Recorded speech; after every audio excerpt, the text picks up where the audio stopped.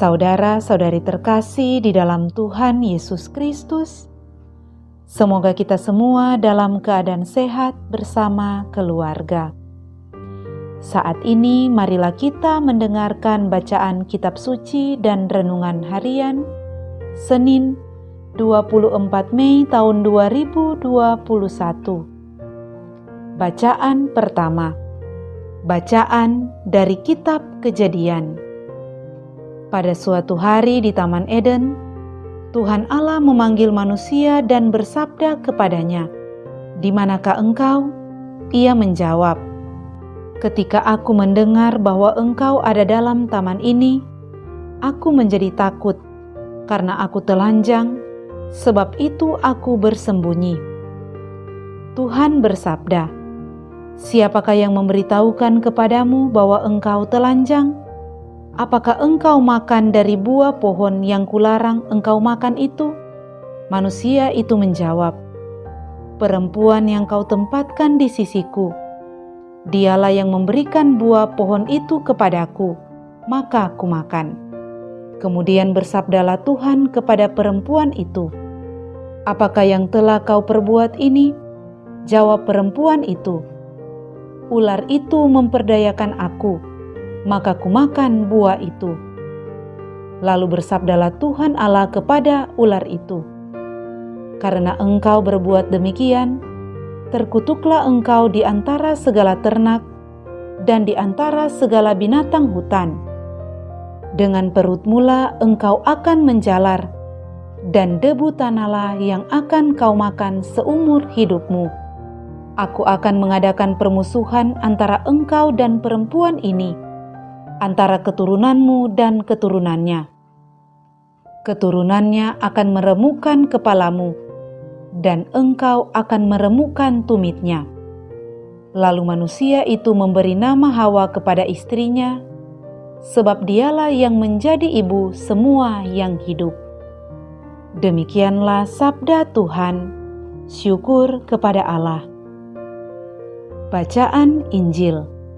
Inilah Injil Yesus Kristus menurut Yohanes. Dimuliakanlah Tuhan. Pada waktu itu dekat salib Yesus, berdiri ibu Yesus dan saudara ibunya, Maria istri Kleopas dan Maria Magdalena. Ketika Yesus melihat ibunya dan murid yang dia kasihi di sampingnya, berkatalah ia kepada ibunya, "Ibu, inilah anakmu." Kemudian katanya kepada murid itu, "Inilah ibumu." Sejak saat itu murid itu menerima Maria di dalam rumahnya. Sesudah itu, karena Yesus tahu bahwa segala sesuatu telah selesai, berkatalah ia, "Aku haus." Supaya digenapi yang ada tertulis dalam kitab suci, "Di situ ada suatu bejana penuh anggur asam." Lalu mereka melilitkan bunga karang pada sebatang hisop, mencelupkannya dalam anggur asam itu, lalu mengulurkannya ke mulut Yesus. Sesudah meminum anggur asam itu, berkatalah Yesus, "Sudah selesai." Lalu Yesus menundukkan kepala dan menyerahkan nyawanya. Karena hari itu hari persiapan, dan supaya pada hari Sabat mayat-mayat itu tidak tinggal tergantung pada kayu salib, sebab Sabat itu hari yang besar, maka datanglah para pemuka Yahudi kepada Pilatus dan meminta kepadanya supaya kaki orang-orang itu dipatahkan dan jenazah-jenazahnya diturunkan. Lalu datanglah prajurit-prajurit dan mematahkan kaki orang yang pertama dan kaki orang yang lain yang disalibkan bersama-sama dengan Yesus. Tetapi ketika mereka sampai kepada Yesus dan melihat bahwa ia telah mati, mereka tidak mematahkan kakinya, tetapi seorang dari antara prajurit itu menikam lambung Yesus dengan tombak, dan segera mengalir keluar darah dan air. Demikianlah Injil Tuhan. Terpujilah Kristus. Saudara-saudari terkasih di dalam Tuhan Yesus Kristus, renungan kita di saat ini diberi judul belajar dari cara hidup Bunda Maria. Saudara-saudari terkasih umat beriman, pada hari ini kita sama-sama memperingati peringatan wajib Santa Perawan Maria, Bunda Gereja. Santa Maria mendapat penghormatan khusus, diawali dengan ketaatannya sang Hawa yang baru kepada kehendak Allah, sehingga Kristus sebagai Adam yang baru dapat datang ke dunia oleh ketaatan Bunda Maria kepada kehendak Allah. Oleh karena ketaatan Bunda Maria, Tuhan Yesus menjelma menjadi manusia di dalam rahim Maria dan kemudian dilahirkan olehnya. Bunda Maria layak disebut sebagai Bunda Allah.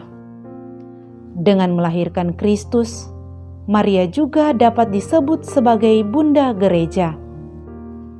Karena Kristus yang adalah kepala gereja selalu berada dalam kesatuan dengan gereja yang adalah anggota-anggotanya yang memperoleh hidup di dalam Dia. Pada tahun 1964, Paus Paulus ke-6 menyatakan, Perawan Maria terberkati sebagai ibu gereja, yaitu untuk mengatakan bahwa semua orang Kristiani, baik umat beriman dan juga para imam yang memanggil ibu yang paling dikasihi, dan menegaskan bahwa Bunda Allah harus dihormati dan dipanggil oleh seluruh umat Kristen dengan gelar-gelar yang paling lembut. Kemudian di tahun suci rekonsiliasi 1975, gereja memasukkan dalam buku Misa Romawi sebuah misa yang dipersembahkan untuk menghormati Santa Perawan Maria sebagai Bunda Gereja. Paus Fransiskus kemudian memasukkan devosi kuno peringatan Santa Perawan Maria yang diberkati, Ibu Gereja dalam kalender Romawi di hari setelah hari Minggu Pentakosta. Saudara-saudari terkasih, dalam Injil kita hari ini dikatakan, ketika Yesus melihat ibunya dan murid yang dikasihinya di sampingnya, berkatalah ia kepada ibunya, "Ibu, inilah anakmu." Kemudian katanya kepada muridnya, "Inilah ibumu." Dan sejak saat itu murid itu menerima dia di dalam rumahnya. Oleh Yesus, Bunda Maria diserahkan kepada murid yang dikasihinya, yaitu Yohanes. Yohanes mewakili para rasul, umat beriman, dan gereja. Maria menjadi Bunda Gereja, Bunda bagi kita semua umat beriman. Saudara-saudari terkasih, marilah kita melihat dan merenungkan kehidupan Bunda Maria yang adalah Bunda Gereja. Dari sekian banyak cara hidupnya, marilah kita ambil 3 hal yang bisa kita teladani dari Bunda Maria. Yang pertama, Bunda Maria bersedia menerima dan menanggung apa saja jika itu adalah kehendak Tuhan. Dalam Injil Lukas ia berkata, "Sesungguhnya aku ini adalah hamba Tuhan, jadilah padaku menurut perkataanmu itu." Itulah yang Bunda Maria katakan ketika menerima kabar dari malaikat Tuhan. Yang kedua, Bunda Maria sabar menanggung pengalaman-pengalaman yang bagi banyak orang terasa berat dan menyakitkan. Ia tidak mengeluh, ia tidak mempersalahkan orang lain, namun ia menyimpan semua perkara itu di dalam hatinya. Yang ketiga, Bunda Maria setia mendampingi Yesus putranya. Bahkan ketika Yesus menderita sengsara dan ditinggalkan oleh murid-muridnya, Maria setia mendampingi putranya. Saudara-saudari terkasih, dengan demikian kita bisa belajar dari Bunda Maria.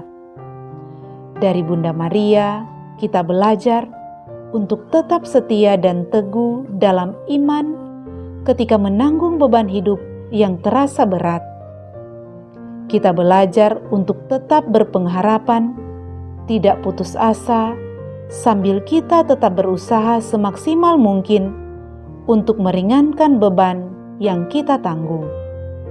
Semoga dengan pertolongan Bunda Maria, kita sebagai gereja semakin berbuah melimpah dalam roh dari hari ke hari dan bersukacita dalam kekudusan, serta mampu merangkul seluruh keluarga umat manusia.